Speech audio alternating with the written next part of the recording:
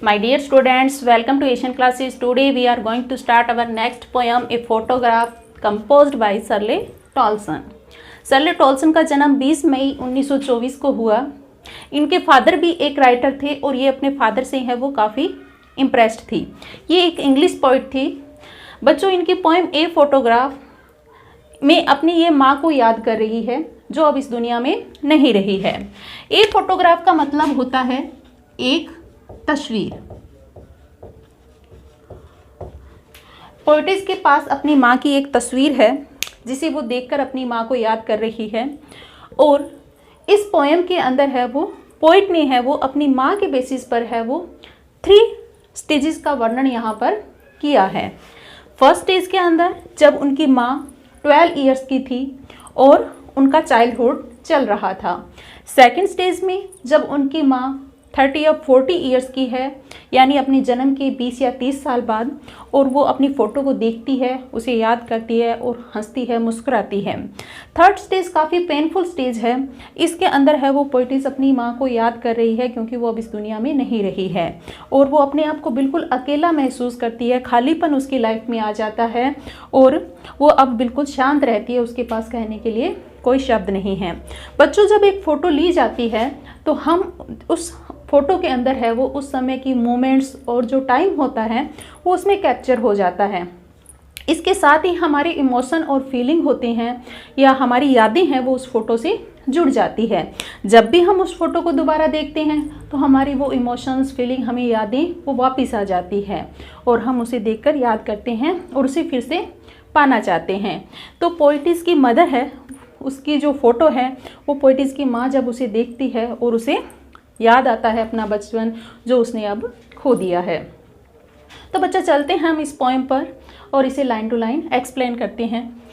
The cardboard shows me how it was. Cardboard वैसे तो एक मोटा गत्ता होता है, कागज होता है जिस पर कोई फ़ोटो छपी होती है।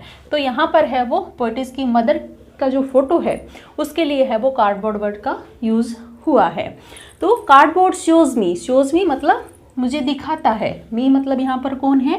पोइटिस कह रही है कि कार्डबोर्ड है वो मुझे दिखाता है, जो फोटो है वो मुझे दिखाती है। हाउ इट वाज, कि वो कैसी दिखती थी। हाउ मतलब कैसे, कि वो कैसी दिखती थी। When the 2 cousin went paddling, जब वह 2 लड़कियों के साथ जो कि उनकी क्या थी? कजन थी। उसकी माँ की क्या थी? चचेरी बहनें थी। उनके साथ वो पैडलिंग पर गई थी। अब बच्चों, पैडलिंग क्या होता है? जब समुद्र के किनारे टहला जाता है और उसमें जो हल्का लहरों के साथ जो पानी आता है उस पानी में जब चलना होता है तो उसे है वो पैडलिंग कहते हैं। तो उसकी माँ और दोनों चचेरी बहनें हैं वो समुद्र के किनारे बीच पर है वो टहल रही है, तो इसे पैडलिंग कहते हैं। समुद्र के किनारे टहलने को, बीच पर जाने को पैडलिंग। तो वो अपनी दोनों बहनों के साथ है वो, कज़न के साथ है वो पैडलिंग पर गई थी। ईच वन होल्डिंग, ईच मतलब दोनों जो उनकी कज़न थी उन दोनों में से प्रत्येक ने, होल्डिंग मतलब पकड़ रखा था, पकड़ना। One of my mother's hand मतलब दोनों ने, प्रत्येक ने है वो मेरी माँ का हाथ पकड़ा हुआ था। मतलब एक कज़न ने है वो एक हाथ पकड़ा हुआ था और उनकी दूसरी कज़न ने है वो दूसरा हाथ पकड़ा हुआ था। बच्चों, सेम ऐसे ही जैसे मान लीजिए कि ये पोइटिस की मदर है और ये उनकी कज़न है, इसी तरह दूसरी कज़न भी उनके साथ थी। तो तीनों है वो समुद्र के किनारे टहल रही थी और तीनों ने है वो आपस में है वो एक दूसरे के हाथ है वो पकड़े हुए थे। बीच में पोइटिस की माँ है और दोनों और है वो उनकी कज़न है। She one of my mother's hand and C the big girl, और वह बड़ी लड़की सम 12 ईयर्स और सो, जो कि लगभग कितने साल की है? 12 साल की है। और ऑल 3, और वो तीनों कौन? पोइटिस की माँ और दोनों उनकी सिस्टर, तीनों। स्टूड मतलब खड़ा होना, वो तीनों हैं वो खड़ी हुई है। स्टिल मतलब बिल्कुल स्थिर, बिना कोई मूवमेंट के। तो वो बिल्कुल है वो यहाँ पर तीनों है वो स्थिर खड़ी हुई है, बिना हिले डुले खड़ी है। और टू स्माइल, स्माइल मतलब मुस्कुरा रही है। थ्रू दियर हेयर, अपने बालों में से। तो अपने बालों में से वो कैसे मुस्कुरा रही है बच्चों कि वहाँ पर है वो बीच पर समुद्र के किनारे टहल रही है और वहाँ पर काफ़ी हवा चलती रहती है। तो हवा चलने से उनके बाल है वो बिखर गए हैं, जिसकी वजह से बाल है वो उनके मुँह पर आ गए हैं और वो अपने बाल उनके मुँह पर आने से उनका चेहरा उन बालों में से दिखाई दे रहा है और उनका चेहरा जो मुस्कुराता हुआ चेहरा है वो बालों के बीच में से दिखाई दे रहा है। इसलिए वो ये कहा है पोइट्रीज ने कि वो अपने बालों के बीच में से मुस्कुरा रही है। At the uncle with the camera, और किसकी तरफ मुस्कुरा रही है? एट द अंकल, अंकल की तरफ देखकर, जो क्या कर रहे हैं? विद द कैमरा, जिन्होंने कैमरा ले रखा है, यानी जो उनकी फोटो खींच रहे हैं। ए स्वीट फेस, एक प्यारा सा चेहरा। माई मदर्स, मेरी माँ का। That was before I was born, जो उस समय था मेरे जन्म से पहले। मतलब अपनी माँ का चेहरा पोइट्स को काफ़ी प्यारा लग रहा है। जब वो 12 ईयर्स की थी, उनके बचपन की जो फ़ोटो देखकर उसे अपनी माँ की जो चेहरे की खूबसूरती है उसको वो यहाँ पर वर्णन कर रही है कि उनका चेहरा बहुत ही प्यारा था और ये उनके ऐसा तब था जब मेरा जन्म नहीं हुआ था, मेरे जन्म से पहले की जो है ये फ़ोटो है। तो बच्चों इस तरह से इस पोएम के अंदर पोइट ने हमें बताया कि जो कार्डबोर्ड जो उनकी फ़ोटो है उस फोटो में वो कैसी दिखती है जब वो अपनी 2 बहनों के साथ, चचेरी बहनों के साथ है वो पैडलिंग पे गई थी। तो बच्चों इस लाइन में अपने देखते हैं कि ये लाइन है वो यहाँ से शुरू होती है, परंतु आप लास्ट में देखेंगे कि ना तो इसके कोई इन्वर्टेड कॉमा है ना कोई फुल स्टॉप है और ये लाइन आगे नेक्स्ट लाइन तक जा रही है। How it was when the 2 girl cousin went paddling. जब इस तरह से लाइन का फर्स्ट लाइन का आइडिया सेकंड लाइन में जाता है, मतलब पहली लाइन तक लाइन ख़त्म नहीं होती, दूसरी लाइन में जाकर है वो लाइन ख़त्म होती है। तो इसे पोएटिक डिवाइस में इंजैबमेंट कहते हैं। तो इस लाइन में इंजैबमेंट का यूज़ है वो पोएट ने किया है। फिर each one holding one of my other hand, दोनों कजन ने है वो उनके हाथ पकड़े हुए थी। And C the big girl some 12 years, और जो उनकी माँ की उम्र थी वो कितनी थी? 12 वर्ष थी। और वो तीनों हैं वो अपने बालों में से अपने अंकल की तरफ है वो देख कर क्या कर रही थी? मुस्कुरा रही थी। उनका चेहरा, उसकी माँ का जो चेहरा था वो बहुत ही प्यारा था।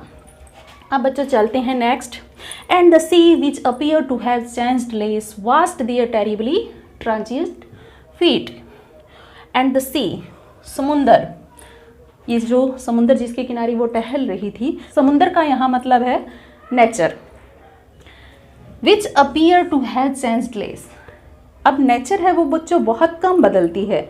अगर हम 100-200 साल बाद देखते हैं तो उसमें बहुत कम परिवर्तन होता है। इन पेड़ पौधों में, जंगलों में, इनमें कोई ज़्यादा हमें परिवर्तन है वो दिखाई नहीं देता है। समुंदर में, नदियों में, पहाड़ों में, तो ये नेचर होती है वो बहुत कम चेंज होती है। तो ये कहता है कि सी, समुंदर, विच, जो appear to have changed less, जो बहुत कम परिवर्तित हुआ था। Washed their terribly transient feet, washed मतलब धोना, वो क्या कर रहा था?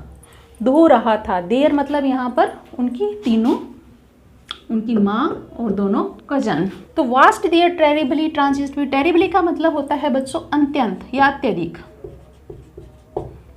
ट्रांजिस्ट मतलब क्षणिक, टेम्परेरी, और फीट मतलब पैर। तो वह समुंदर जो कि चेंजलेस है यानी परमानेंट है, नेचर होती है वो परमानेंट होती है, बदलती नहीं है। तो जो चेंजलेस है, परमानेंट है, वो क्या कर रहा था? उनके पैरों को, जो कि क्षणिक है, टेम्परेरी है, उनके पैरों को धो रहा था। अब मानव टेम्परेरी कैसे होता है बच्चों? क्योंकि मानव है वो हमेशा जीवित नहीं रहता है, उम्र के साथ है वो बदलता रहता है।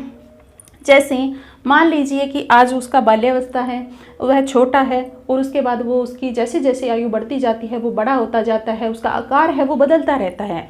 इसलिए पोइट ने यहाँ पर इसे टेम्परेरी कहा है, क्षणिक कहा है कि मनुष्य है वो समय के साथ बदलता रहता है।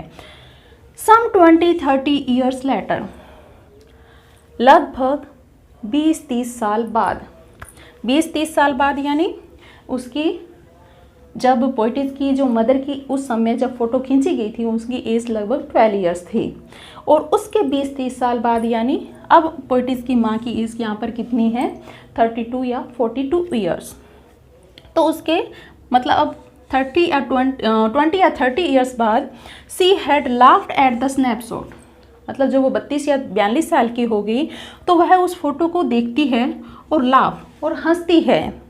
सी would laugh at the snapshot, किस पर, उस स्नैपशॉट पर, स्नैपशॉट मतलब फोटो पर, उस फोटो को देखकर है वो हंसती है और कहती है सी बेटी एंड डोली, बेटी और डोली को देखो। अब बेटी और डोली कौन है, जो उनकी दो कजन हैं उनके साथ में, इनका नाम क्या है, बेटी एंड डोली, कि तुम बेटी और डोली को देखो। अब पोइटिस उनके साथ में है तो वो उन्हें कहती है सी वुड सी, और वह कहती है and look how the dressed us for the beach, कि जब हमें बीच पर ले जाया जाता था तो हमें किस तरह के कपड़े हैं वो पहनाए जाते थे, यानी हमारे माता पिता हमें किस तरह से तैयार करते थे।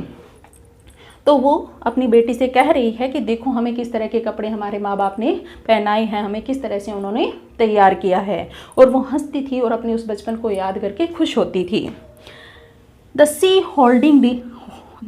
हॉलीडेज वाज हर पास्ट, जो हॉलीडेज जो छुट्टियाँ उन्होंने समुद्र के किनारे बिताई थी वो अब उनका क्या बन चुका है, पास्ट बन चुका है। And mine is her laughter, और मेरे लिए पास्ट क्या बन चुका है, उनकी हंसी। मतलब अब पोइट की मदर है वो इस दुनिया में नहीं रही है, तो इसलिए अब उनकी हंसी जो वो दोबारा देखना चाहती है वो कभी भी दोबारा नहीं देख सकती। इसलिए पोइट के लिए है वो उसका उनकी जो लाफ्टर है वो क्या बन चुकी है, पास्ट बन चुकी है। Both thrive with the labour is of loss, और बोथ यहाँ पर वर्ड किसके लिए यूज हुआ है, पोइटिस और पोइटिस की मदर के लिए, कि दोनों पोइटिस और पोइटिस की मदर दोनों ही, राई मतलब विकृत होना, चेहरे के हाव भाव है वो बदल जाना। विद द लेबर, लेबर होता है बच्चों परिश्रम, कठिन कोशिश करना। इज कंफर्ट या रिलीफ, और लॉस होता है नुकसान। अब पोइटिस और पोइटिस की मदर को क्या नुकसान हुआ है, पोइटिस को नुकसान हुआ है कि वह अपनी माँ की हंसी दोबारा नहीं देख सकती, अपनी माँ से दोबारा नहीं मिल सकती, और उसकी माँ को क्या नुकसान हुआ कि वो अपने बचपन में दोबारा नहीं जा सकती, केवल उनकी यादें ही उनके पास रह गई है। वो दोनों ही हैं वो अपनी उस नुकसान से बाहर निकलने के लिए है वो बहुत ही ज़्यादा क्या कर रही हैं, परिश्रम कर रही है, कठिन कोशिश कर रही है, जिसकी वजह से उनके चेहरे क्या हो गए हैं, राई हो गए हैं, विकृत हो गए हैं, और अपने आप को कंफर्ट और रिलीफ या कंफर्ट दिखाने की, अपने आप को नॉर्मल दिखाने की कोशिश में।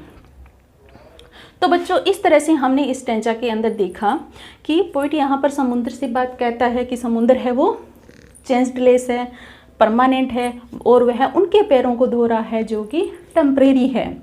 और फिर यहाँ पर बच्चों आप इस लाइन में देखेंगे देयर टेरिबली ट्रांजिस्ट फीट, तो यहाँ पर बच्चों जो कॉन्सोनेंट साउंड है वो टी टी टी की कॉन्सोनेंट साउंड है वो क्या हो रही है, रिपीट हो रही है। तो इस तरह से जब कोई कॉन्सोनेंट साउंड रिपीट होती है तो उसमें पोएटिक डिवाइस एलिट्रेशन का यूज़ होता है।